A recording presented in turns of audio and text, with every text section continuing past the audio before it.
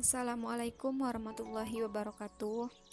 Halo semua, perkenalkan saya Hairunisa dengan nomor induk mahasiswa C1A019109 kelas R004 Prodi Ekonomi Pembangunan Fakultas Ekonomi dan Bisnis Universitas Jambi untuk memenuhi tugas ujian tengah semester mata kuliah Ekonomi Pertanian.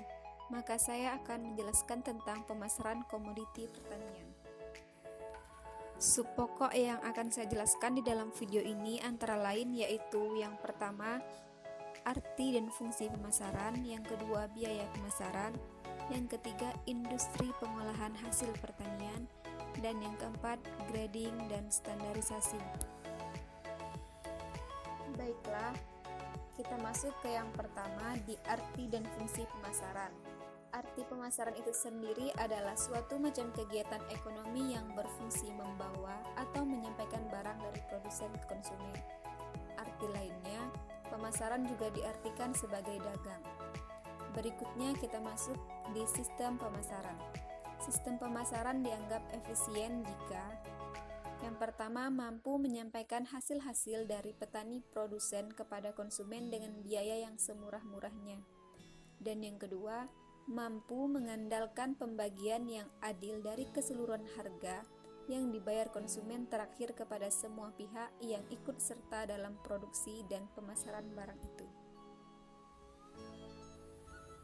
Selanjutnya, fungsi dan peranan pemasaran yaitu mengusahakan agar pembeli memperoleh barang yang diinginkan pada tempat, waktu, bentuk, dan harga yang tepat. Misalnya, harga produksi mangga hampir tidak punya harga pada tempat produksi di mana mangga jumlahnya berlimpah-limpah.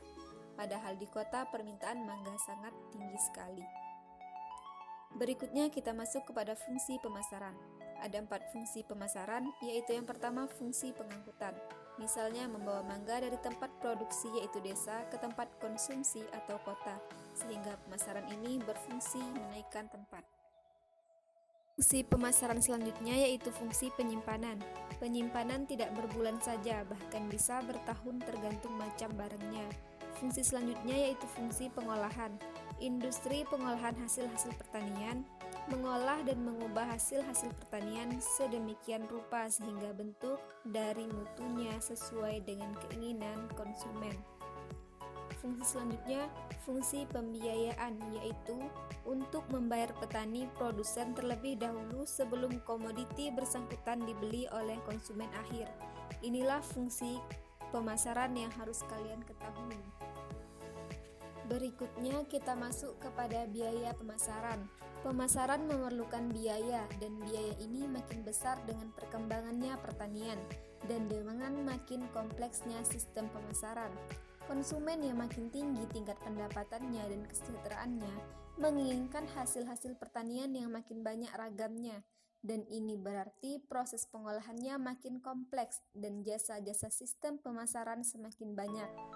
Dengan demikian, nilai hasil pertanian yang sampai pada konsumen sudah memperoleh nilai tambah yang relatif besar, dan persentase nilai rupiah yang diterima petani makin kecil. Berikutnya tentang efisiensi pemasaran, di mana kita tidak dapat membandingkan efisiensi pemasaran untuk beberapa komoditi. Hanya dengan membandingkan biaya, persentase pemasaran suatu komoditi dapat mempunyai sistem tata niaga yang sangat efisiensi, tetapi persentase biaya pemasarannya sangat tinggi. Nah, itu sedikit yang tentang efisiensi pemasaran. Berikutnya ada beberapa faktor kenapa efisiensi pemasaran komoditi pertanian sulit untuk dibandingkan. Yang pertama yaitu karena sifat komoditi. Komoditi yang cepat rusak atau memakan tempat yang besar untuk mengangkut dan menyimpannya juga akan memakan biaya pemasaran yang lebih tinggi dibanding dengan komoditi yang tahan lama atau yang ringkas. Berikutnya yang kedua yaitu adanya pungutan-pungutan. Tingginya biaya pemasaran juga disebabkan dengan pungutan yang bersifat resmi maupun tidak resmi di sepanjang jalan produsen hingga konsumen. Faktor yang terakhir yaitu lokasi produksi. Tersebarnya tempat-tempat produksi yang jauh dengan jalan-jalan yang buruk berarti memperpanjang waktu pengangkutan dan memperbesar resiko kerusakan. Hal ini akan membuat biaya pemasaran menjadi lebih mahal. Lalu kita masuk kepada industri pengolahan hasil pertanian. Fungsi pengolahan ini memegang peranan yang semakin penting bagi negara kita.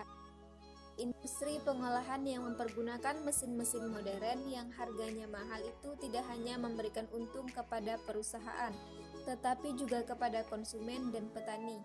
Konsumen yang makin tinggi tingkat kemakmurannya, makin menginginkan jasa-jasa industri pengolahan yang makin besar. Berikutnya bahkan bukan hanya pemilik perusahaan, konsumen dan petani yang diuntungkan dengan adanya industri pengolahan.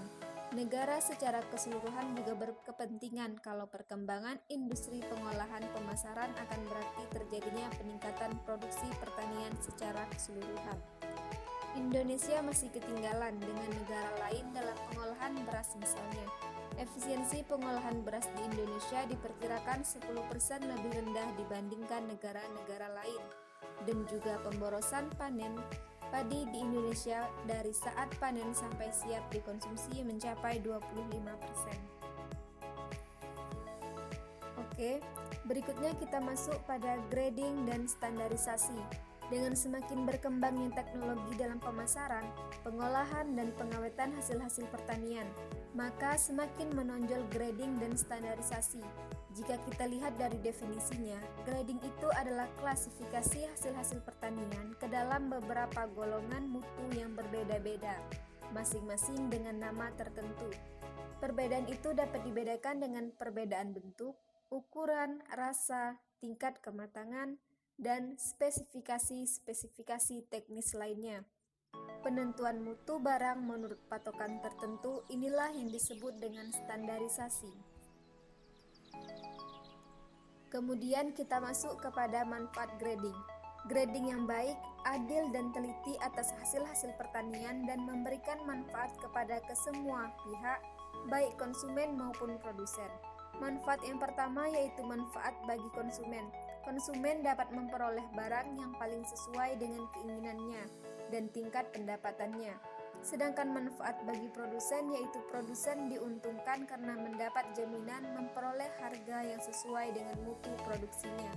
Sehingga dalam sistem grading yang baik, maka produsen dan konsumen masing-masing terlindungi dari praktek-praktek yang kurang jujur dalam pemasaran. Baiklah, sampai di sini dulu penjelasan saya tentang pemasaran komoditi pertanian. Jika ada kesalahan, saya mohon maaf. Thanks for watching and see you. Wassalamualaikum warahmatullahi wabarakatuh.